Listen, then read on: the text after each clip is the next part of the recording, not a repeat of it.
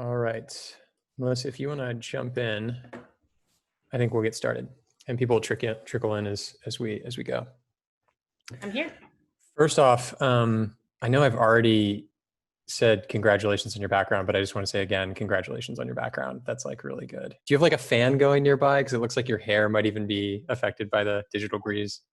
Yes, that's exactly what's going on. There's a digital breeze back there. Gotcha. Cool. Well covered. Before we jump in, do you want to quickly introduce yourself, your background? I know it precedes you, but would love for a quick intro. Perfect. Yeah, thank you for that. So I'm Melissa Marsh. I'm founder of an organization called PLASTARC. We do social research and people analytics for architectural environments, which is really about bringing the kind of information that you might see informing urban design or product design to the architectural scale. And then I'm also the head of occupant experience at real estate firm Savills. We're a global real estate consulting firm. Here in the US, we do tenant representation only, which means that we really focus on making sure that a tenant is getting the best out of their building experience. And you can imagine that that's playing a pretty important role right now, where there's a lot to discuss between the tenant and the landlord about how we make buildings safe for re-entry in the COVID moment. So if you have questions along the way, just toss them in the Q&A, and I'll make sure that I pull them up for Melissa. Melissa, every time your name's ever come up, it's always been, you have to talk to Melissa. She just has like brilliant ideas on the industry and where it's going. And I would say that every time I've ever seen you on a panel, that's essentially been true. I'm really curious though, what's changed, like what your work looked like pre-COVID and what your conversations and work looks like post-COVID. Yeah, thank you for all of the compliments, Andrew. Great interviewer in that regard, for certain. I think at some levels we're doing the same thing. We're really helping organizations bring people and cultural insight and data to real estate and architectural decision making. We're obviously doing that in a much more accelerated way. Really just trying to get back into office environments, which could be, a 3-week or a 3-month exercise, depending on where people are geographically. But I think the biggest change is that the audience and what they're prepared to hear has changed. So where, a few months ago, we might have been talking about a room booking system or a product that could call elevators from your mobile app, or telework, like having policies for telework. And you maybe almost would have gotten an eye roll. And now it's like there's thirst and appetite and hunger for those kind of solutions. Everything from the long-term teleworking and rethinking our real estate portfolios to the idea that you really could manage so many features of your building and really be only interacting with your mobile device and not having to touch the building. And that has more resonance now than ever before. You made a really, I believe the comment was, I don't want to throw you under the bus, Andrew, but I need to slightly modify the language you used. You're talking about return to work versus the difference between return to work and return to buildings. There are people who, or reopening buildings, there are people who have been working this whole time who never left. What do you mean by that, and why is it important? Why is the distinction important? Yeah, so there's so much bundled into our language that either gives advantage or disadvantage to a lot of different things about working. And so, this term return to work, which is when it's used to mean return to buildings or return to the office, I think really undermines all the work that's being done well virtually. And it also undermines all of the hard work that's happening. So many organizations have had to have reductions, and in those cases, it's largely the role of the people who are not part of the reduction to work twice as hard. So I think that's really important to recognize. I also think it's important to be super grateful that as knowledge workers, we have the ability to become distributed workers, to do a lot of our work from anywhere, even if it might not be completely optimal. And just to extend that language point, we often use terms like remote working to describe describe distributed working or telework. And remote is putting distance between people in potentially negative ways. So it's really important as we look to not return to the office as it was, but to move forward to the future version of the office, that we also incorporate this in our language so that we're putting the physical and digital experience more on par with one another for supporting work. Yeah. Georgia, Arkansas, South Carolina, Texas, Virginia, they all now have headcount caps. Governors have started talking about reopening across the entire US. We've seen a lot of local economies reopen. Too soon, too early? And then also, like, what does it mean for offices? Because I feel like there's quite a big difference between keeping meat processing plants open and fulfillment centers, essential businesses and other sort of local economies, and then bringing people back to a building, a corporate office building. Yeah, so just to reinforce, I'm not an epidemiologist or an HR lawyer, so I will not be answering any questions on those two topics. We are social and people analytics folks, so we tend to look closely at how people behave in certain situations, and also look at the physical environments that support that. Certainly from a New York perspective, I think we actually don't have enough legislation around what the relationship between, for example, landlords and tenants is, so that we could really have government helping make sure that landlords take on some of the building security and wellness responsibility requirements, as opposed to that falling to every tenant, for an example. I think different states are setting different credentials for how they come back, and there's certainly a lot of geographic differences in what makes sense. So in a city that is predominantly private transportation, people drive their own cars, they can get to work in ways that are safe and healthy. If their children can go back to schools potentially, then there's a suitable infrastructure for people to have the work-life requirements to be able to return to their office environments. I do think it's something we're not talking about enough, which is what are all of those things other than just getting into the office that need to happen, and how do we avoid some real disenfranchisement when we go back, right? So what if some people can drive but other people need to take public transportation? Are we making getting to the office a bias in those places where we might be going back to the office sooner? Is a class system inevitable though, with testing and with private corporations, investing in some method of temperature checks or whatever else? Like, I even heard the term the immunes on the Wall Street Journal on a podcast at some point. Just curious, like, is a class system around health a near-term inevitability, or is it something that we can safely avoid? I would say that a class system around any class system is how we structure ourselves as social creatures. You don't have to read, the Dr. Seuss with the stars upon thars to know that, we are always looking for ways to say, I'm one of these, I'm not one of these. You could say that we already have a wellness hierarchy just by age, right? That young people are potentially less susceptible than older people. But I think that's separate from what is the responsibility of the employer to be able to open in a way that is neutral in regard to the health, safety, and well-being of the members of its employee or workforce.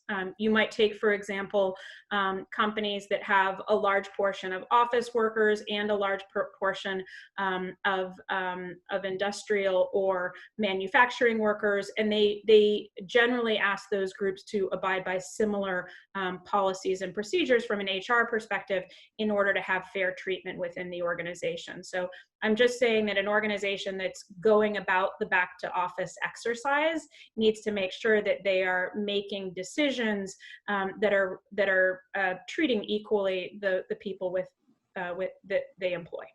So you've made this. There's both a question that came up and also one that I think dovetails with what we were discussing recently around high touch and low touch job functions.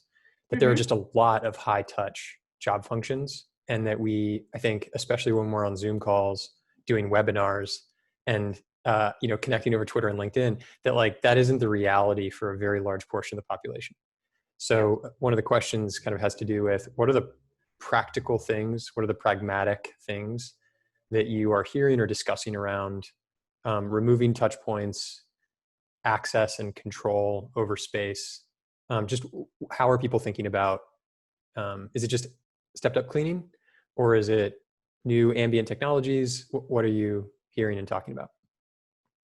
Yeah, so I would say, just to recapitulate that point that we discussed previously, it's essential to recognize that when office workers or those knowledge workers come back into the office, that there's a whole cohort of, what we call the high touch services that need to come back in order to support them. So recognizing that a series of decisions made for one group also has a lot of impact on another group who may not have the same flexibility from a safety perspective. I also think but I think technology is an incredibly important piece of that, right? We're already talking about artificial intelligence, and when you have that artificial intelligence, are you actually losing jobs? But I think that this is a situation in which we should expect so much more from buildings. We should expect to be able to call the elevator from our mobile device. We should expect to be able to adjust lighting, ventilation systems, even to have tracking on the performance of lighting or ventilation systems, now that those are wellness centric or wellness indices. So I think that there's just an incredible range, not just in the things that people are talking about, like temperature checks at doorways, but the whole genre of smart buildings that has kind of come into being in the last 20 years. There's more reason for it now than ever before. And maybe not to have too much of a density plug here, but we have to have the building blocks of things like occupancy and sensor technology, and understanding who's using spaces and how they're being used, to then be able to have buildings that serve up better experiences. I was talking to someone who works at an organization that's 150 years old. They have 87,000 employees. They operate buildings in 60 countries, and 60,000 of those employees are work from home right now. And he made this really just succinct point. He said, what is happening with COVID is terrible and destructive. There is this other side that is really surprising, however. It is the most substantial change agent in the history of this organization, in the 150-year history of this organization, and certainly the biggest change agent or accelerant in my personal career. I probably will never see anything like this before. And what he was referring to is the modernization of buildings, the modernization of teleworking, and sort of a whole host of other systems. And specifically said, DocuSign was taking our team 12 months to vet and approve, and it got approved in 48 hours. And so I'm curious, you're talking about sort of what we need to be able to return to work safely, or return to the office or reopen buildings safely. But I guess my question is there also opportunity here to modernize? Is your point that there is opportunity to modernize buildings, modernize sort of the infrastructure? And where do you start? I mean, buildings are such a complex system, and there's so many people. Like, is it HVAC? Is it your lighting system? Is it your access control system? Like, where do you begin? Yeah, so maybe I'll try to start at the beginning of that question, and really just say, having a cloud-enabled organization is the building block of being able to have all of these things and enable all of these things. But it's a resiliency mandate, right? Whether it was, sorry to be so New York centric, but whether it was 9/11 or whether it was Hurricane Sandy, like, it wouldn't make sense that you had real estate in New York City and you didn't plan for something dramatic happening. So whether you're using co-working, to be able to have other sites that people could go to, and to have flexibility within your portfolio, or you're already, working on distributed work strategies, I think every organization needs to have a lot more building resiliency built into not just their business continuity planning, but really their real estate portfolio planning and strategy. Can you give me some practical examples of what resiliency, how that manifests? Yeah, I mean, just being able to turn on or off overnight, right? So we had maybe in New York City a couple of days warning around executive orders for not using public transportation, or offices closing down. And if you didn't have laptops, you couldn't have sent people home and have them be able to be working from home. I mean, I think a lot of tech-based companies have taken for granted how much of a skill they already had in distributed working, maybe a younger workforce, maybe a better mobile tech-enabled workforce. But if you had people, whether they are admins or legal professionals or, finance, leaders who simply only had a workstation at their desk, and that's where they went and did their work every day, there's no resiliency in, if you don't have a way to deploy a combination of mobile technology in order to rethink your physical office. I think probably if you had co-working space, you had people bringing their own technology setup into that. And so not only do you have the equipment, you have users who know how to use their equipment. Imagine being an IT department that supports hundreds of people who don't know basic ways to set up their equipment. And it's great that we're all working together right now. Amy here from our PLASTARC team has just modified her image in Zoom, and playing with backgrounds is great fun.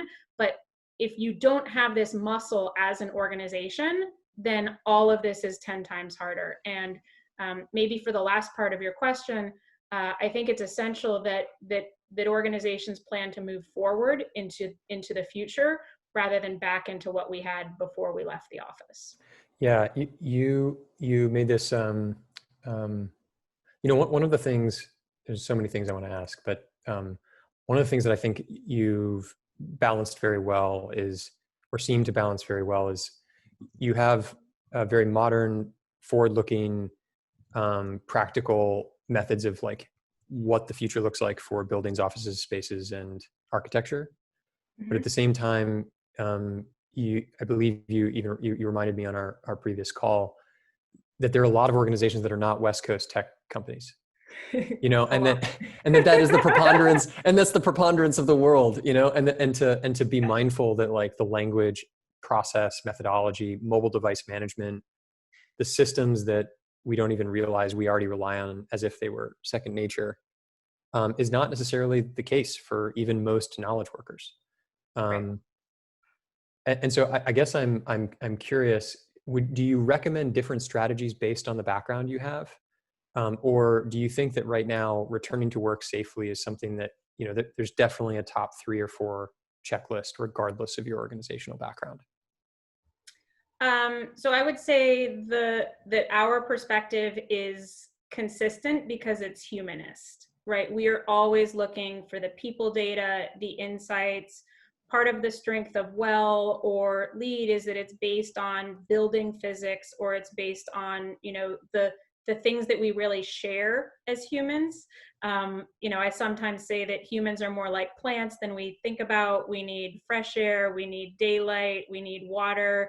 There's evidence that plants grow better when you speak nicely to them. So we're really, you might say that we're not as evolved as we think we are. But on the other side, what is the saying? Strategy eats what for breakfast? Oh, I can't remember. Right. So strategy, but I know what you're talking about. Let's say strategy eats everything else for breakfast. Yeah. And the things that are different are, what are those strategic paths that we pursue? And so I would say that organizations should really be thinking about their workplace why. And that now is a time to differentiate. Now is a time to understand why you physically need your office environment, and make that the basis of how you return to the office, and what you rely on that space doing in the future. It looks like it's culture eats strategy for breakfast. Yes. Yeah. Right. So I inverted it, but you're right nonetheless, that it is that point of that uniqueness, et cetera. Yeah, that's great. Peter Drucker. Yeah, so thank you, There we Elizabeth go. and Allison. It must have been the wind blowing in my beach ears here. So Walmart and Amazon is another question that came in. By the way, if you have questions, please use the Q&A. Just toss them in and we'll make sure that we work them in. Major organizations like Walmart and Amazon, they're going to spend a lot of money procuring tests to test their employees. Should all other companies be doing this in the event that they have the ability to do so? And I've heard both sides of this argument. I've even heard like some of the major, Fortune 10 say, no, we're not going to do that because it's going to take away from the local economy who need it more than, we corporates. I'm curious your perspective. I mean, on PPE, I'm recommending for every organization that they're thoughtful about what's going to healthcare workers and what's going to office workers. Obviously, we do not require the same level of protective equipment, and I wouldn't want an office worker order that's actually not going to be used for 6 months because they're not going to go back to the office at the schedule that they expected to be able to, really, we wouldn't want to be in that situation. So I think that it is more a matter of responsible planning, and maybe that's where it comes back to: do you go back to the office, or do you figure out what's the digital solution longer term? Is just that, to make the decisions that are right for your company, and maybe also to recognize that you don't need to do the same thing for every group within your organization, right? You can maybe give people different selection criteria. Like, here's a checklist of how to think through if it would be right for you to come back to the office, and put that in an employee's hands, or maybe to promote some selection criteria. We would like to get the following types of workers and folks back into the office. Here's why. How can we work together to make this possible? And then learn about what it's going to take for them to feel comfortable and confident to doing so. One of the things that we're hearing right now is that as much as we're intimately connected by our virtual experiences, that it's hard to get feedback from across the organization. Maybe that younger employees, shorter tenure employees are not being heard or listened to as much through these virtual channels, because they didn't have some of those social network channels as much to leadership. And it's really important that any organization in this instance is trying to learn from their people to figure out how to make the work experience better. You made we have heard that it's a two-sided safety, that safety is a two-sided problem. And I believe your feedback was there's another thing that we're not talking about, which dovetails, which, by the way, is my favorite part of our conversations, is like, I'm feeling like this is true. And you're like, that's not quite true, Andrew, realizing there's a pattern. But that it's a two-sided problem is what we had heard, which is can you make the place safe? That's your policies, cleaning practices, your social distancing, all those technologies you implement. And then the other side of the problem is, are your employees convinced? Can you convince your employees that it's actually safe to return? And you had a really interesting take on what was not included there. And it ties, I think, a bit to your comment about PPE and also involving the employee. Can you explain what that was? Yeah, so it's sort of a Venn diagram of your 2 points. Obviously, we need to make the space safe from a technical and architectural perspective, and people need to feel comfortable using it. But the efficacy of those policies is going to come out in people's ownership of their responsibility for how they behave when they're in those environments, which is really a matter of training and maybe even that cultural component, right? You wear a mask not to protect yourself, but you wear a mask to protect others, and to make the total environment safe. And when we have everyone wearing a mask, then everyone is safer. And so, even research on financial institutions and what are the protocols for either physical configurations or policies and procedures it really comes down to the training and how we each operate once we get into the office. That's what's going to make our environment most safe. The efficacy of the safety is going to come from the behavior and ownership of each individual. Yeah, shelter in place is certainly a pretty tremendous act of solidarity. Yes, to be doing it for all of the others, maybe the others who aren't able to do it because of their different job functions, or those for whom it would be a more significant issue due to age or other topics. Right. The reality that no one's talking about. I know that there are a number of things that we should be talking about, but maybe aren't part of the mainstream discussion, especially around like working from home. I think a really good question is just working from home is not possible for many jobs, but it's also very difficult. Like I heard this amazing comment. It's impossible to be a full-time parent, a full-time colleague, and a full-time educator. Like pick two. And or one. Or one. Yeah, exactly. Like, so what is maybe talk to me a little bit about the equity imbalance, and just, yeah. Yeah, well, I mean, there's certainly a women's issue here. No matter what the evolution of the relationship is there, that statistically the burden of wide variety of those responsibilities come onto the female in a parental relationship. So that's one piece of the equation. I think another key piece of that is really thinking about that urban worker where you really don't have the physical environments to work from home that you might. And I think that's part of what we might see is a disruption that hasn't been fully fleshed out in what the future implications of this are. I'm an urbanite. I love the city. I sometimes joke that Sarah Palin says she can see Russia from Alaska, but I can see the future from New York City. And I love cities, and I'd really be disappointed if the end result of this is shying away from cities. Mm-hmm.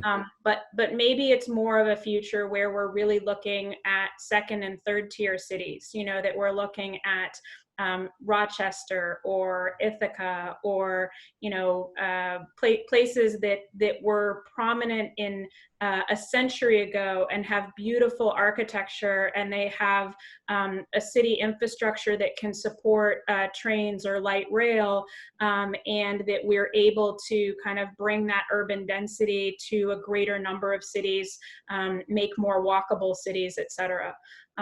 I also think that millennials and Generation Z are an interesting cohort that likely have not had the opportunity to be teleworkers before. They were the kind of junior level of the workforce. It was more likely that their senior management thought they needed to come to the office. And we often talk about the millennial mandate for amenities and all of these other things within the work environment. But I think this exposure to teleworking and starting to think, what are the opportunities for teleworking? Where could I afford to live? What kind of lifestyle might I have? How might that work better for children or partners, et cetera? I'm taking this question in a little bit more optimistic No, I love it. direction. Keep going. Keep going. I do have a follow-up though. I do hope that there's kind of a new era of the ways that we urbanize cities and find a way to leverage teleworking for that. There's so for the folks that I know have to race off to meetings at the 30, thank you so much for coming. We're going to keep going for a few more minutes, and we'll send the recording afterward to everyone who registered, but appreciate you all being here. And if you do have questions and you can stick around, please feel free to toss them in the Q&A. Someone, I guess, where was I going to take this? You were talking about tertiary cities. Walk me through the argument that you were making before, because I want to make sure that I touch on this comment. Well, so you'd asked me the question about the kind of inherent disparity that might come from people who aren't as able to work in their home environments. And maybe in addition to that is, I have 3 kids in a 2.5 bedroom apartment. So we have a total of 5 people co-working together, Yeah. and three of them learning and two people working. So I have tremendous empathy and recognition that homes don't work for work necessarily, and a lot of people don't have the resources for a home office, etc. I think maybe one of the outputs of this is that there's more resources and accountability and thinking through that come from the employer, and that's kind of what got me to the secondary and tertiary cities. Yep. Is that those spaces may have been a stressor even before this. So I remember the question or the comment I wanted to make. One of the things that's very interesting about Silicon Valley, and you can apply the same rubric to financial institutions in New York or fashion, but there are these concentrations of industries where we export technology from Silicon Valley, and oftentimes that has a profound impact on local revenues, tax revenue. You sort of export technology to all over the world. Well, where's Uber based? You're going to get lots of money that comes back to where its headquarters is. And obviously there's discrepancies there, but I think it's really interesting to see what may happen to Rochester, Syracuse, Ithaca. Onondaga County used to be the wealthiest county in the country back in the 1940s or 50s. And today, it's referred to as the Rust Belt, or at least in the last, 10 years is referred to as the Rust Belt. And so to know that you could do telework from a secondary or tertiary city, train in or hyperloop in, obviously it's a little bit further out, to a major hub, but still be able to generate the type of revenue that might go back into a local economy seems like a silver lining of some of what we're watching. Yeah. I would love to close out, I think, on landlord's responsibility. You made a really interesting comment about just, you wouldn't walk into a mall and then only enter the shops that enter or that test your temperature. What does that mean? And what is the role of a responsibility? What are the division of responsibilities from landlords and occupiers? Yeah, so I'd like to just recap your previous point, which I think that geography is a strategic decision, right? And the culture strategy relationship, either way, it's the idea of making something that's unique to your organization. And so I think some of the organizations that have done really interesting things are saying, hey, let's move to Montana because once we're there, we're going to have organizational stickiness that we wouldn't have had otherwise, right? So I think that organizations should really be looking pretty wide open in terms of what their spatial future might look like. And so I think there should be no stone unturned in the rethink of what can be possible now that we can't unsee the efficacy of teleworking for many people. On the landlord front, I do think it is, there's a real, obviously landlord versus tenant is a, sort of a classic standoff sort of situation. I'm sure Shakespeare would have written about it if there had been more of that. Of course. At the time, but really it's a complex relationship, whether who's the customer in the situation, but what I think is happening is that the precedents we've seen from around the world are that the building security is starting to include wellness, and that security is being dealt with at the perimeter of the building, and I think it really is important that buildings are ecosystems. They predominantly use the air and process what is inside that ecosystem. And so from a building technology, from a building engineering perspective, whether it be lighting or ventilation or anything else, we want to keep the germs out of the building. We don't want the germs to be going into the building, but then not going into your office space or another office space. Basically, that's not possible to determine once you're in the building or not in not as much of a secure way.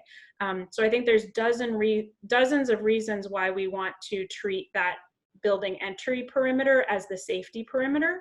And we're not getting legislative guidance from that. So I think there's almost a tenant activism that needs to come together. I'm even hearing tenants saying they don't know whether they're allowed to band together, but they, it's not like it's not like public assembly. Of course, you can come together and make sure that you're working together to get the things that you need in the spaces you have, almost like community organizing in an urban setting. So just last question, who is doing really good work in the space right now? Who do you have just a lot of respect for? Is it essential businesses that remain open and are still remaining safe? Is it an individual? Is it a company that you're working with? Who do you have who do you think is approaching this really thoughtfully?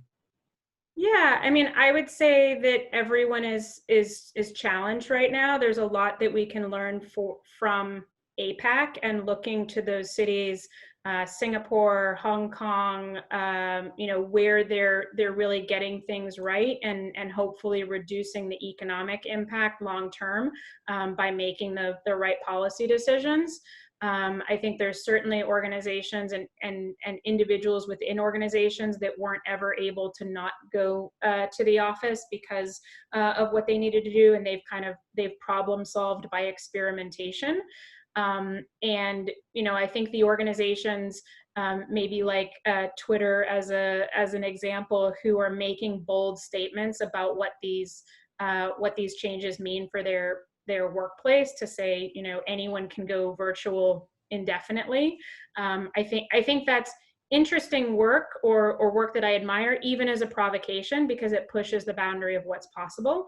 So it's Starts certainly the important to conversation. recognize that $1,000 stipend to go to telework is far less than any company is paying for real estate, even on a per annum basis, per head count. So there's an economic equation there, of course. Yeah. So we're gonna wrap, but if there's anyone, if you have any recommendation, what would be your recommendation if people want to learn more, either about PLASTARC or about bringing employees and reopening buildings safely? Where should they go? Yeah, absolutely. So reach us personally, info@plastarc.com or savils.us. And then on the plastarc.com website, we've got some resources about a 10-step plan that we have for helping organizations think through and maybe get through some of the stress of figuring this out. Same on the Savils platform, a lot of resources for the COVID experience. And just keep in touch and ask questions. We're aiming to share a lot of what we've learned, because it's just not possible to touch every building and every organization. So ourselves and others are really trying to be open source with a lot of what we've learned. That's great. Melissa, thank you so much for taking the time. I really appreciate it. Yeah, you bet. See you, everybody.